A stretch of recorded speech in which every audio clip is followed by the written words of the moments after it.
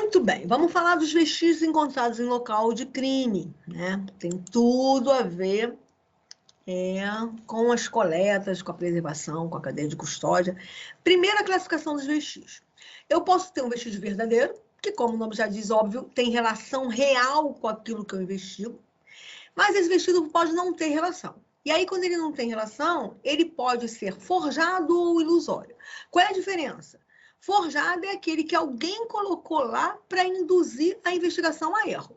Foi botado propositadamente, na intenção de iludir.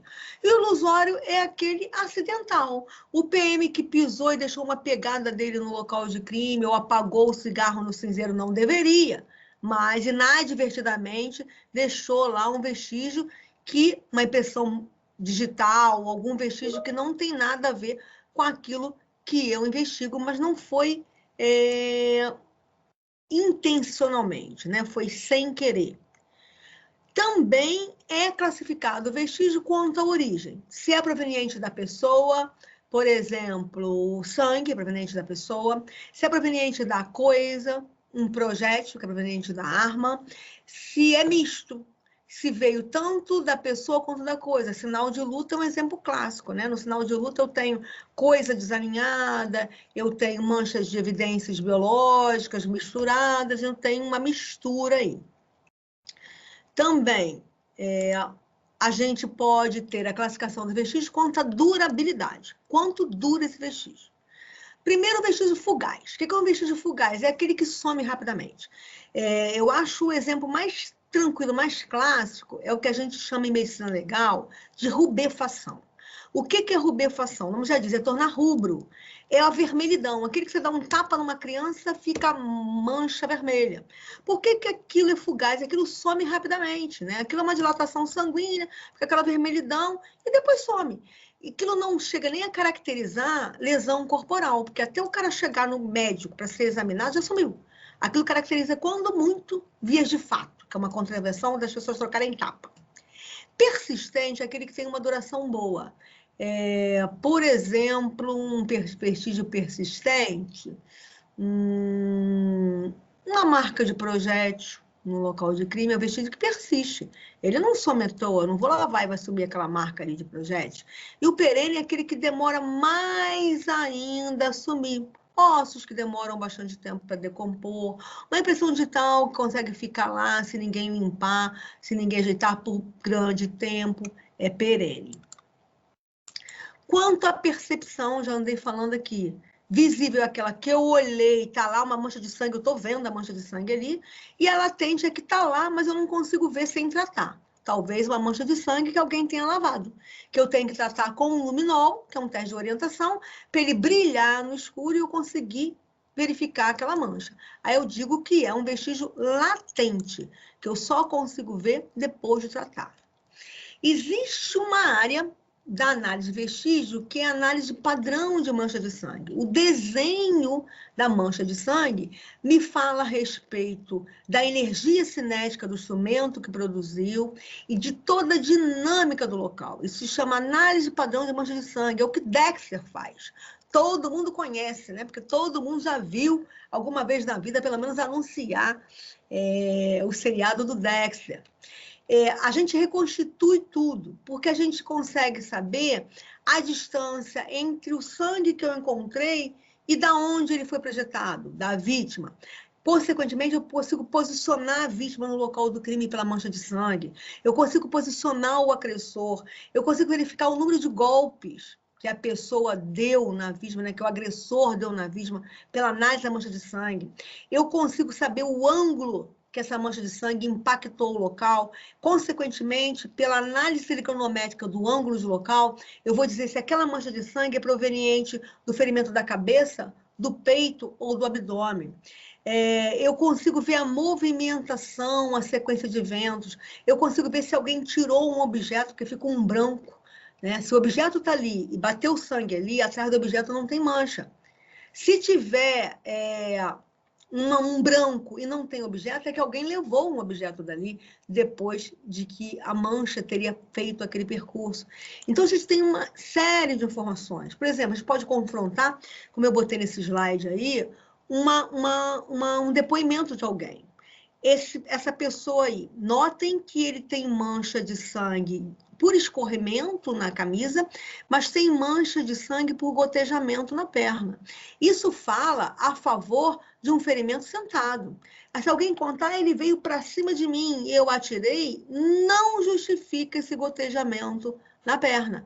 Então, a gente usa a mancha de sangue também para confrontar com a história que suspeito, vítima e testemunha contam. Por que essas análises de sangue são possíveis? Pelas propriedades físicas do sangue. Uma extremamente importante é a tensão superficial. As moléculas de sangue se atraem umas às outras. Então, como elas se atraem, quando tem um instrumento embebido em sangue, como está aí na figura, elas se atraem, ele, por força da gravidade, ele vai se acumulando na ponta do instrumento, até que a gravidade vence aquela tensão superficial, aquela gota se desprende e ela viaja no espaço de uma forma circular, como está mostrando aqui nesse desenho. E aí, o desenho dela, quando ela bate no substrato, é característico. Então, a gente tem uma mancha passiva quando o sangue está gotejando por ação da gravidade, né? Caiu passivamente. Eu tenho uma mancha de impacto quando o sangue é lançado, por exemplo. Lançado, aí nesse caso, nessa figura, eu acho que tem uma melhor atrás, é um local de crime que eu fiz, a vítima está lá atrás. O cara foi atingido aqui no escritório, ele correu para a sala. Isso que a gente está vendo aqui é impacto de pulsação. Ele levou tiro no pescoço, então cada vez que o coração contraía, dava um jato de sangue. Isso é comum que a gente analisar, ler local de crime.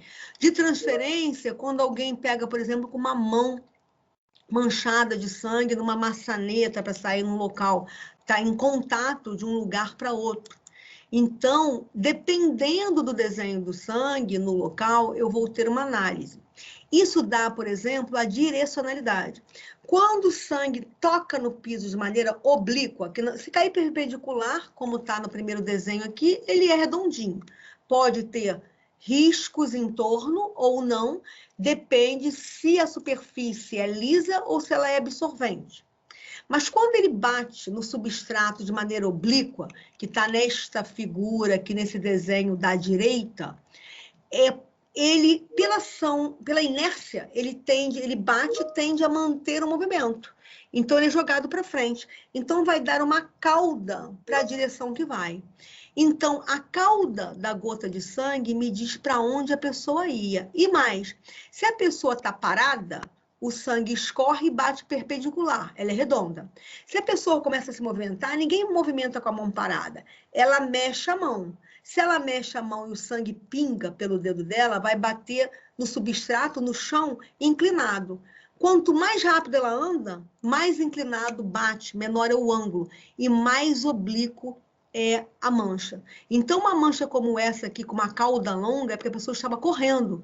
E mais, a direção para onde ela ia é a direção da cauda. A cauda me mostra para onde a pessoa ia. Olha quantas coisas legais. Aqui é que a gente posiciona, que é o que o Dexter faz com os barbantezinhos, a gente faz isso na prática. A gente posiciona onde era aquele ferimento.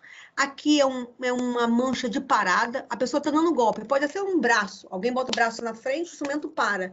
Onde ele para, ele joga a gotícula de sangue toda junta para um ponto só, como está mostrando essa figura da esquerda em cima.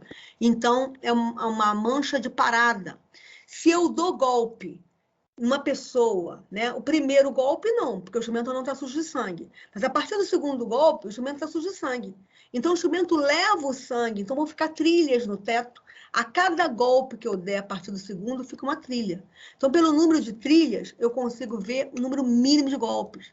O que está mostrando na mão aqui é um caso de um suicídio. O sangue, quando ele bate para um instrumento de alta energia, que é um projétil, que lança o sangue, ele quebra muito a tensão superficial do sangue e dá gotículas minúsculas.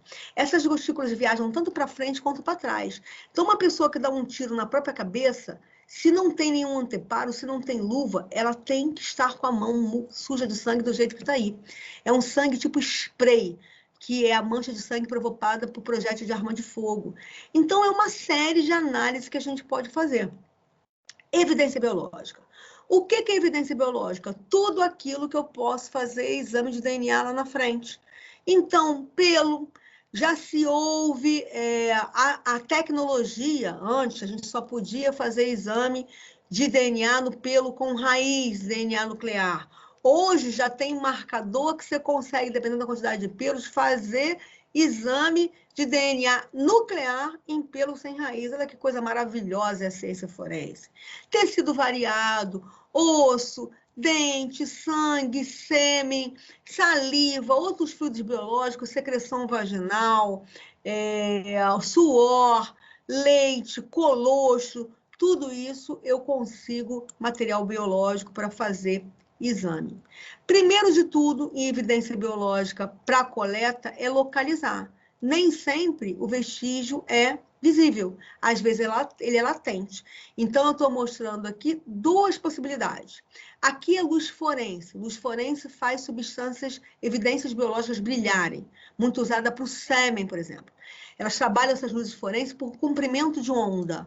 Cada evidência biológica tem um comprimento de onda diferente e vai emitir aquele comprimento de onda dependendo da luz que eu use, do filtro que eu use, e aí para cada evidência eu vou usar uma diferente. E o luminol, ele por quimiluminescência, ele faz aquele sangue lavado brilhar. Lembrando, vocês vão ter aula disso mais à frente, mas lembrando que o luminol é só um teste de orientação, né? Apesar de ser menino dos olhos da imprensa, ele não dá certeza que é sangue. Ele me diz que pode ser que seja sangue, porque ele reage com ferro. Então, ele dá falso positivo em tudo que tem ferro, em vários metais diferentes, em água sanitária dá positivo por muitas, falso positivo, né? Por muitas coisas. Então, a gente diz que é só um teste de orientação, um teste preliminar. Muito usado em local de crime. Como a gente vai coletar? Evidência biológica, a gente já sabe, sempre em papel. Eu posso usar um suave, que é um cotonete medida besta, estéreo, vou lá, molho o cotonete, se a mancha estiver seca, eu molho o cotonete em água destilada, vou lá e coleto a mancha. Não é muito bom, porque eu vou diluir a mancha. Quanto mais eu diluo, talvez eu passe aquele material biológico abaixo do nível de detecção no exame de DNA na frente. O sangue líquido eu vou só botar o suave e vou absorver. O sangue pode estar seco numa superfície não absorvente, eu posso raspar com um bisturi, obviamente estéril, eu raspo o sangue, ele vai pulverizar, pego numa dobra. Pode ser que vá contaminar outras manchas, se tiverem outras manchas que eu acho que são provenientes de lugares diferentes, pessoas diferentes, melhor dizendo, é melhor não usar a técnica da raspagem. Eu posso usar o recorte, que é recortar onde a mancha está, como exemplo aqui nesse sofá, eu recorto aqui um pedaço de estofado e mando para o laboratório. Lembrando que sempre que tiver úmido ou molhado, eu vou deixar secar antes de embalar. E essa secagem não pode ser forçada, ela tem que secar naturalmente. Não posso jogar vento em cima, não posso botar no sol, nada disso. Sempre com alguma coisa estéreo, né? Pinça estéreo, sempre com nada para não contaminar a amostra. Cada vez que eu vou coletar, eu troco a luva, o que é óbvio. Né? Se eu usar uma luva só para coletar várias coisas no local do crime, eu vou estar fazendo uma contaminação cruzada. Vou estar levando material biológico de um lugar para o outro. Então, aqui é uma aula que a aluna está usando um suave numa mancha aqui está fazendo raspagem, uma mancha de sangue seca. Detalhe, se o objeto for pequeno, como uma toalhinha suja de sêmen, o melhor é mandar o objeto inteiro para o laboratório. Se for um objeto grande, eu não vou mandar um guarda-roupa para o laboratório. E aí, então, eu coleto. Aqui, sêmen em camisinha, eu até posso coletar a camisinha toda, mas se o sêmen tiver líquido aqui, eu tenho que ter certeza que não vai vazar da camisinha e tem que estar em temperatura adequada. Né? Se está líquido esse sêmen, eu vou refrigerar, tem que estar refrigerado para não deteriorar a amostra. Instrumento é um vestígio que é diferente de arma. O que é o instrumento? O instrumento foi fabricado com qualquer finalidade. Finalidade profissional, finalidade doméstica, uma faca de cozinha. Mas, dependendo da vontade do autor, ele pode usar uma faca de cozinha para matar alguém. Ele usou como uma arma, mas não é uma arma. Para a medicina legal, aquilo é um instrumento, uma ferramenta que foi utilizada como arma. Arma tem que ter sido fabricada com a finalidade de ataque ou defesa. Aí sim, é uma arma, né? Uma arma de fogo, uma adaga. Elementos de munição também caem bastante, né? O que a gente tem aqui, elementos de munição? Estojo é esse invólucro que está lá, que a pistola ejeta. Aquilo é o estojo, que também dá confronto, tá? Cápsula não é estojo. Muita gente chama estojo de cápsula, tá errado. Cápsula, na parte de trás do estojo, tem um negocinho circular, aquilo é a espoleta, que também é chamada de cápsula de espoletamento, que é onde o percutor bate para que o disparo seja efetuado. Aquilo é cápsula. Projétil é o chumbo, que está aqui, ó, é o que vai entrar no corpo da vítima, que pode ser de chumbo nu ou pode ser encamisado, como esse aqui. Pode ser ogival, pode ser uma ogiva, que ser oval aqui na ponta, pode ser como esse, como uma escavação central com, como é que eu vou chamar isso? Não é ranhura, não, mas com sulcos é a palavra correta, com sulcos de modo que quando ele bate no alvo, ele se abre e aumenta o poder de parada, né? É uma arma de parada. Eu consigo, por exemplo, com uma arma dessa, dar um tiro na perna de uma pessoa e derrubar a pessoa, né? A intenção não é matar, a intenção é conseguir parar sem precisar matar. Essa é a função desse tipo de projétil. Aqui dentro a gente tem a carga propelente, né, que vai fazer com que o projétil dispare, e o projétil em si. Arma. Eu nunca vi ninguém fazer isso na perícia, não, mas isso é o certo pelo protocolo, tá? Primeira coisa que eu tenho que fazer quando eu coleto uma arma é desmuniciar, óbvio. Porque senão eu corro o risco de ferir alguém que vai manusear essa arma daí para frente. Então, se eu vou desmuniciar, eu tenho que fotografar o tambor para mostrar a quem analisa no laboratório qual era a projeção que estava na linha de tiro. Preferencialmente, eu faço um desenho como esse, com uma tabelinha, indicando o projeto número 1, né, a munição número 1 estava deflagrada, estava em linha, na linha de tiro, o fabricante é um CBC. O número 2 também estava deflagrado e mando isso como arma. E vou com um lacre, seja pistola, seja revólver, seja uma arma longa, eu vou travar a arma, além de desmuniciá-la e levar a munição separada, eu vou travar a arma de modo que não tenha nenhum acidente, que ela não dispare. Óbvio que com cuidado, para não tirar uma impressão digital que possa estar aí nessa arma, para não tirar uma evidência biológica que possa ser analisada no laboratório. Mesma coisa aqui, ó, isso é importante. Aqui é um estilete, mas pode... vestígio, é o 5.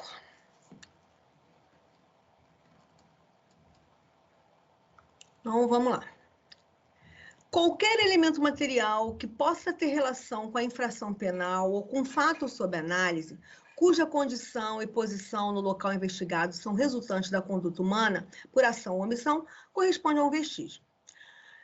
Com base na explicação apresentada, é correto afirmar que vestígio... Lembrei de uma coisa importante que eu sempre falo para os alunos. Na prova você não vai ler isso tudo não, tá?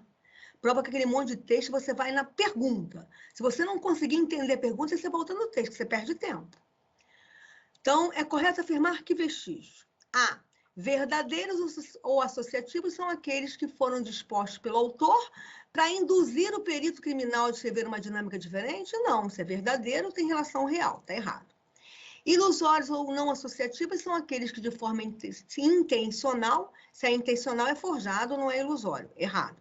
C. Associativos ou verdadeiros são aqueles encontrados na cena do crime, mas que, porém, não têm relação com o fato que investiga. Claro que não, é verdadeiro. D. Ilusórios são aqueles encontrados na cena do crime que, todavia, não apresentam nenhuma relação com o fato investigado. Correto. Foi deixado ali acidentalmente. Tá certo. Eu vou, cada hora, eu vou direto para a gente ver como é que foi o aproveitamento. 2. Segundo o estudioso de criminalística Edmund Locard, o tempo consome os vestígios, as evidências e dificulta a busca da verdade. A gente fala na perícia que tempo que passa a verdade que foge. Esse pensamento resume um princípio aplicável às investigações de homicídio, qual seja, princípio de oportunidade. Eu não falei para vocês lá, mas o princípio de oportunidade fala: quanto mais rápido coletar e analisar, melhor é. Tempo que passa a verdade que foge. 3. Ocorreu um acidente em que a vítima foi atropelada por um veículo cujo motorista não parou para prestar socorro. Um perito colheu no local do acidente resíduos de tintas encontrados na roupa da vítima. Para que essa amostra questionada seja validada como evidência, é preciso que seja comparada com o substrato colhido dentro do perímetro? Não, um substrato qualquer não. Esteja acompanhada de muitas outras amostras questionadas? Não. Não seja contaminada por nenhuma outra amostra questionada ou de referência encontrada no local? Até sim, mas não é bem isso. Para ter validade, como forense, é que seja comparada com uma amostra de referência. O que ele quis dizer com isso? Eu coletei lá um fragmento de tinta que está dizendo que é do veículo A. Fragmento de tinta na roupa do atropelado, vamos dizer. Como é que eu vou saber que é do veículo A? Vou coletar a amostra de tinta do veículo A para comparar com aquela. A amostra questionada é a amostra padrão, para eu dizer se é realmente daquele veículo suspeito ou não. É isso que ele está dizendo aí, que então é a D. No interior de uma residência, o criminoso, ao procurar por objetos de sua preferência, deixou suas impressões digitais em alguns locais e objetos. Esse vestígio apresenta-se de forma quanto à sua utilização. Impressão digital, se ninguém trabalhou no objeto, ela está o quê? Latente. Para eu ver a impressão digital, eu citei até o exemplo da impressão no adoçante, né? Para eu visualizar a impressão digital, eu tenho que tratá-la com um pó. Então, é latente a resposta da 4. 5. Vestígio é um elemento que, de forma clara ou latente, configura o corpo de delito, a existência de um crime. De acordo com o exposto na apostila quanto aos vestígios, assinale a alternativa correta. Corpo de delito é definido como um conjunto de métodos, técnicas, instrumentos e doutrina empregado para analisar. Não, corpo de delito é qualquer exame pericial realizado. B. O exame de corpo de delito direto é aquele em que o perito examina diretamente o vestígio, por exemplo, o exame do cadáver. Exame de corpo de delito indireto, por sua vez, é aquele em que o exame é feito em registro de vestígio realizado por outros profissionais. Por exemplo, exame de uma carta com teor suicida, que é localizada na cena do crime. As cartas suicida não é um vestígio indireto, é um vestígio direto. A carta é um vestígio direto de alguém que deixou. Indireto é quando eu estou analisando em cima de um outro profissional, de uma análise profissional. O boletim de atendimento médico, o laudo do médico que acompanha a pessoa, e não a carta suicida. Por isso que está errado essa. C. Os vestígios podem ser classificados em verdadeiros, ilusórios e forjados, de acordo com a relação que guardam com o fato delituoso, com a forma em que são introduzidos na cena do crime. Sim, se tem relação real ou se não tem. D. Vestígio visível ou latente já não é. Visível não é sinônimo de latente. Visível é uma coisa, latente é outra, já está errado. E de acordo com o princípio de troca, todo contato deixa uma marca. Essa marca, quando constatada no local do crime, recebe o nome de vestígio.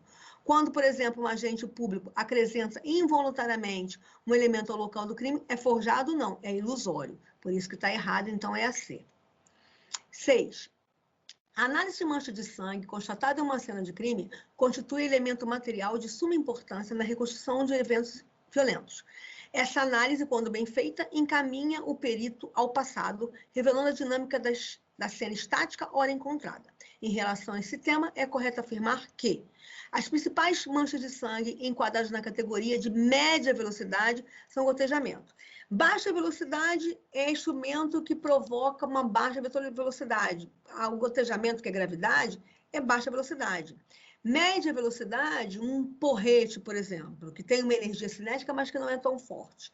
E alta velocidade, uma serra elétrica, o projeto de arma de fogo, que tem alta energia cinética, tá? Então, essa está errada por causa disso, o gotejamento é baixa velocidade. B. Escorrimentos são produzidos pela ação constante da força gravitacional sobre a fonte de sangue.